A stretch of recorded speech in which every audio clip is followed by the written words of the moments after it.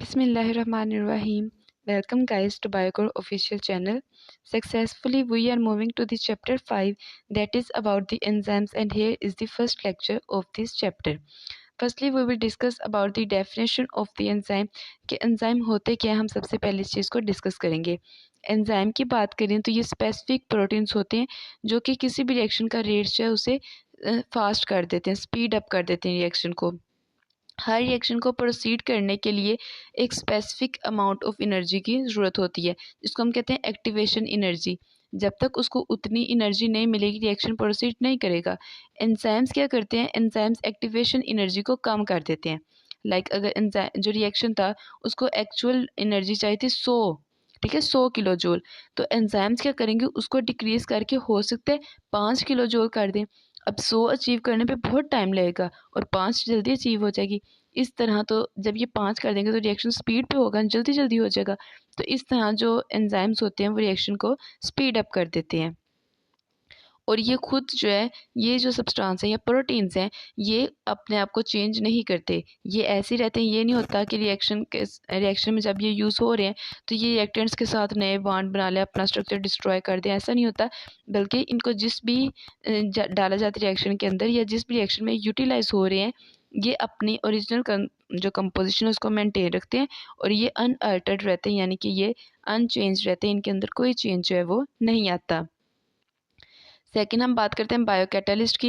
Enzymes का दूसरा name बायोकैटालिस्ट है क्योंकि ये लिविंग ऑर्गेनिज्म में कैटालाइसिस का जो प्रोसेस है वो परफॉर्म करते हैं। अब हम एंजाइम की इम्पोर्टेंस की बात करें, सिग्निफिकेंस की बात करें, तो जो एंजाइम्स हैं वो किसी भी रिएक्शन का जो है वो रेट मैनी टाइम्स इंक्रीज़ कर सकते हैं। अगर एक अनकैटालाइज्ड रिएक्शन है जिसके अंदर एंजाइम नहीं यूज़ हुए हुए और एक जो है वो एंजाइम्स वाला जो है या कैटालाइज्ड रिएक्शन है जिसके अंदर एंजाइम यूज़ हुए हुए हैं, तो जो कैटालाइज्ड वाला रिएक्शन है जिसके अंदर एंजाइम यूज़ हुए हैं उसका जो रेट है वो 10⁻³ से लेकर 10⁸ टाइम तक ज़्यादा होगा, ठीक है। यानी कि वो रिएक्शन इतनी ज़्यादा स्पीड पे हो रहा है, उसकी जो स्पीड है वो दूसरे रिएक्शन अनकैटालाइज्ड निस्बत बहुत ज़्यादा है, ठीक है। तो ये इनकी सिग्निफिकेंस है कि जो एंजाइम्स है ये रिएक्शंस का रेट फास्ट कर देते हैं। फिर हम एक इम्पोर्टेंट कैरेक्टर को डिस्कस करते हैं, इनकी प्रॉपर्टी को डिस्कस करते हैं कि different cells have different sets of enzyme. हर सेल के पास जो एंजाइम होता है वो डिफरेंट होते हैं। ऐसा नहीं होता कि हर सेल के पास जो एक जैसे एंजाइम हो, बल्कि हर एक के पास स्पेसिफिक होते हैं, चेंज होते हैं। ब्लड सेल और नर्व सेल, जो केमिकल रिएक्शंस ब्लड सेल के अंदर हो रहे हैं, रेड ब्लड सेल के, वो टोटली डिफरेंट होंगे as compare to those reaction that are carrying in the nerve cells. जो नर्व सेल्स के अंदर हो रहे हैं रिएक्शन वो चेंज हैं, जो ब्लड सेल के अंदर हो रहे हैं वो चेंज हैं। रेड ब्लड सेल और नर्व सेल्स के पास जो एंजाइम्स हैं वो भी चेंज होंगे, क्योंकि जब उनके रिएक्शंस चेंज हैं तो उनके पास डेफिनेटली जो एंजाइम्स वहाँ पे काम कर रहे हैं वो भी चेंज होंगे। सेंसेस ऑफ एंजाइम की बात करते हैं, तो एंजाइम को जो है सेंसाइज किया जाता है राइबोसोम्स के थ्रू, क्योंकि जितनी भी प्रोटीन्स हैं वो राइबोसोम में सेंसिस की जाती है। तो एंजाइम्स भी प्रोटीन ही नेचर ग्लोबुलर प्रोटीन है, तो इनकी सेंसिस भी की जाती है सेल के जो है राइबोसोम के अंदर। अब सेंसिस के बाद या तो ये सेल के अंदर रहते हैं और काम करते हैं, ठीक है, इनसाइड द सेल स्टे करते हैं, या ये आउटसाइड द सेल जो है वो सिक्रीट कर दिए जाते हैं और एक स्पेसिफिक एरिया तक इनको मूव करवाया जाता है। ये इनकी सिक्रीशन, इनकी सेंसिस है कि ये कैसे बनते हैं। डिस्ट्रीब्यूशन ऑफ एंजाइम की बात करते हैं कि किस तरह जो है वो एंजाइम को डिस्ट्रीब्यूट किया गया है सेल के अंदर। एंजाइम फॉर ग्लाइकोलाइसिस की बात करें तो इसको जो है वो साइटोप्लाज्म के अंदर जो है वो रखा गया। इसकी लोकेशन की बात करें, कुछ एंजाइम्स, अब देखें ये जो होता है ग्लाइकोलाइसिस का एंजाइम, ये सेल की इनर साइड पे है, इनसाइड है, ठीक है, और ये साइटोप्लाज्म में हेल्प करेगा।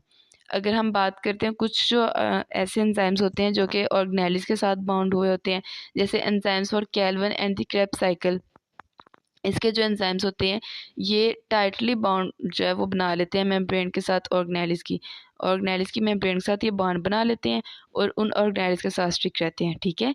पहले हमने एंजाइम्स देखे प्रेजेंट थे साइटोप्लाज्म के अंदर, फिर हमने देखे कि वो अटैच थे ऑर्गेनेलिस के अंदर। इसकी एग्जांपल की बात करूँ तो कैल्विन और क्रेब्स साइकिल जो है इसमें आ जाता है। अब जो एंजाइम प्रोटीन सेंसिस में इन्वॉल्व होगा वो डेफिनेटली अटैच होगा राइबोसोम के साथ, क्योंकि राइबोसोम में प्रोटीन सेंसिस होनी है ना। तो इस तरह जो है ये इनके करैक्टर्स हैं कि एंजाइम्स जो है किस तरह इनको डिस्ट्रीब्यूट किया गया है। कि ग्लाइकोलाइसिस जो अगर एंजाइम है तो उसको रखा जाएगा साइटोप्लाज्म के अंदर, अगर कैरवन और क्रेब का एंजाइम है तो उसको रखा जाएगा डिफरेंट ऑर्गेनेल्स की मेम्ब्रेन के साथ, और अगर प्रोटीन सिंथेसिस का एंजाइम है तो उसको रखा जाएगा राइबोसोम के साथ। अब एक करैक्टर देख लेते हैं, बहुत इंपॉर्टेंट जो है ये जो है एक कॉन्सेप्ट है कि reaction with and without enzymes, ऐसा रिएक्शन जो कि एंजाइम और एंजाइम के बगैर हो रहा है। एंजाइम जो है किसी भी रिएक्शन में अगर एंजाइम यूज़ किया जा रहा है तो वो इतना ज़्यादा कैटालिस्ट होगा कि वो जो 30 मिनट्स में कंप्लीट हो जाएगा, ठीक है, उसका जो रेट टाइम है वो 30 मिनट्स है। लेकिन अगर उसके साथ कैटालिस्ट नहीं यूज़ किया जा रहा, यानी कि एंजाइम को नहीं यूज़ किया जा रहा, रिएक्शन कैटालाइज नहीं हुआ, तो वो 1 ईयर ले सकता है।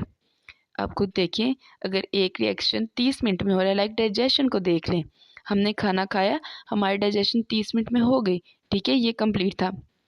अगर एंजाइम से हमारी बॉडी में ना हो तो 1 साल तक हमारे एक टाइम की डाइजेशन हो, तो ये बात सुनने में बहुत अजीब लग रही है और इम्पॉसिबल लग रही है, ठीक है। तो इसलिए बोला जाता है कि अगर एंजाइम ना होते तो पूरी दुनिया थी उस पर कोई भी लाइफ एग्जिस्ट ही ना करती, वो एंजाइम्स हैं जिनकी वजह से जो है वो लाइफ एग्जिस्ट कर रही है।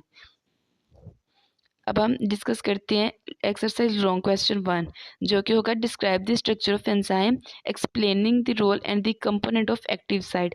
ये फर्स्ट लॉन्ग क्वेश्चन है एक्सरसाइज का जिसको हम डिस्कस करने लगे हैं, ठीक है। इसका आंसर यहाँ से स्टार्ट होता है। पहले आपने एंजाइम की डेफिनेशन, इसका रोल, इसकी सिग्निफिकेंस लिखनी है, फिर आपने एक्टिव साइट्स को एक्सप्लेन करना है।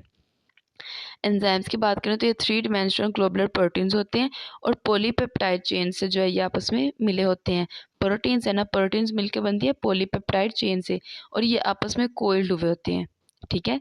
3 डिमेंशनल स्ट्रक्चर यानी कि बल्बदार क्लस्टर की फॉर्म में ये होते हैं।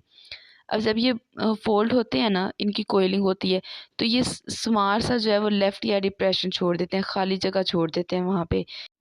वो जो एक स्पेसिफिक एरिया होता है जहाँ पे जो है लेफ्ट या डिप्रेशन होता है उस सरफेस के ऊपर, उसको बोला जाता है एक्टिव साइट, ठीक है। एक्टिव साइट की कंपोजिशन की बात करें तो ये फ्यू अमाइनो एसिड से मिलकर बनी होती है, एक रीजन होता है इसको बोला जाता है, और ये वो लोकेशन होती है जहाँ पे कैटालाइसिस का जो प्रोसेस है वो होना होता है। रिएक्शन जो है उसको कैटालाइज करने के लिए ये एरिया यूज़ किया जाता है। इसकी शेप की बात करें तो एक्टिव साइट की जो शेप है बहुत ज़्यादा स्पेसिफिक होती है, जो कि कुछ सबस्ट्रेट को अलाउ करती है कि वो आए और इसके साथ बॉन्ड बनाए। हर जो सबस्ट्रेट है वो उस एक्टिव साइट के साथ फिट नहीं होता, और जब तक उसके साथ बॉन्ड नहीं बनाएगा तो कैटालाइसिस नहीं होगी। तो इस तरह जो एंजाइम है वो बहुत ज़्यादा जो है वो स्पेसिफिक इन नेचर होते हैं। हर एंजाइम जो है वो अपना ख़ास जो है सबस्ट्रेट के साथ बॉन्ड बना के ख़ास रिएक्शन जो है उसको स्पीड अप करेगा। ये 3 डिमेंशनल होती है और इसके ऊपर चार्ज होता है वो भी बहुत ज़्यादा स्पेसिफिक होता है, जो कि बाइंडिंग में हेल्प करते हैं। फिर हम डिस्कस करते हैं साइड्स, सब sides of active site. Active side तो हमने देख लिया ना, वो लेफ्ट या डिप्रेशन होता है। अब हम डिस्कस करेंगे उसकी सब साइड्स को कि वो किस किस जो है वो रीजन, उसमें कौन कौन सा रीजन जो है वो प्रेजेंट होता है। तो सब साइड की बात करें तो 2 सब साइड्स इसमें आती हैं, बाइंडिंग साइड और कैटालिटिक साइड।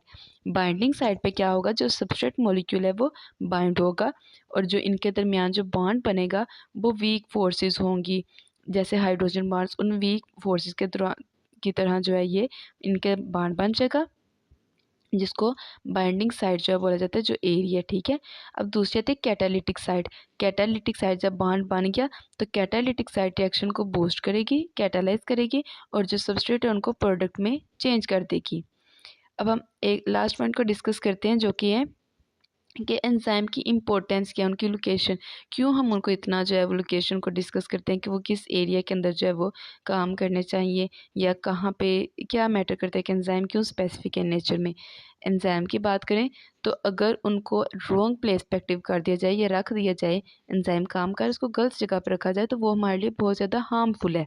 जैसे पेप्सिन की बात करें, पेप्सिन बहुत ज़्यादा स्ट्रॉन्ग एंजाइम है जो कि प्रोटीन को डाइजेस्ट करते हैं, ठीक है। जो बायोमोलिक्यूल हमने डिस्कस किया था ना, प्रोटीन, उसकी डाइजेशन के लिए एंजाइम यूज़ होता है पेप्सिन। अब पेप्सिन एक बहुत स्ट्रॉन्ग एंजाइम है, ये उसे डाइजेस्ट करता है। अगर इसको जो है वो एक्टिव रखा जाए और सारी बॉडी के अंदर भेज दिया जाए, एक्टिव है और सारी बॉडी में, तो ये क्या करेगा, जितने भी प्रोटीन मेड स्ट्रक्चर है सेल के अंदर उन सबको डिस्ट्रॉय कर देगा। ये जहाँ जहाँ पे ये प्रेजेंट होंगे ये उनको डिस्ट्रॉय कर देगा, इसका काम ही है ना उसको डाइजेस्ट करना। तो सारे के सारे प्रोटीन्स को ये डिस्ट्रॉय कर रहा है। इसलिए अब इस तरह तो सारी लाइफ ही जो है वो ख़त्म हो जाएगी ना। तो इसलिए इसका मतलब है कि इनको बहुत ज़्यादा स्पेसिफिक रखा जाता है, इसको इनएक्टिव फॉर्म में रिलीज़ किया जाता है, दैट इज पेप्सिनोजिन। ठीक है, पेप्सिनोजिन की फॉर्म में इसको जो है वो सिक्रीट किया जाता है सेल से बाहर, और जब ये अपनी टारगेट साइट पे पहुंचता है जहाँ पे इसने अपना काम करना है वहाँ जाके एक्टिव होता है, वहाँ पे एक्टिविटी शो करता है और फिर ये ख़त्म। जब तक ये अपनी टारगेट साइट पे नहीं पहुंचेगा ये एक्टिव नहीं होता। तो ये जो फैक्टर है ये बहुत ज़्यादा जो है ये लाइफ फॉर्मिंग प्रोसेस है कि इस तरह जो है लाइफ जो है ये बनी, इस तरह जो है लाइफ पॉसिबल हुई। ठीक है, कि अगर इस तरह ना होता, एंजाइम्स जो हैं वो फ्री हैंड काम कर रहे होते, ना कोई उन पर रोकथाम होती, ना उनके कोई एरिया स्पेसिफिक होते, तो वो हर चीज़ को जो है वो डाइजेस्ट कर देते, हर रिएक्शन को जो है वो बूस्ट कर देते, और हर जगह हर रिएक्शन हो रहा होता। इस तरह जो लाइफ थी वो मेस्ड हो जाती और ख़त्म हो जाती। तो ये जो है ये इसकी इंपॉर्टेंस है कि लोकेशन उनकी कितनी मैटर करती है, वो सिर्फ अपनी टारगेट साइट पे जाके ही क्यों एक्टिव होते हैं, हर जगह क्यों एक्टिव नहीं होते। ठीक है, this is all about the lecture. Hope you will get it. If you find any confusion regarding this, you can ask me in the comment section. See you in the next video. Take care.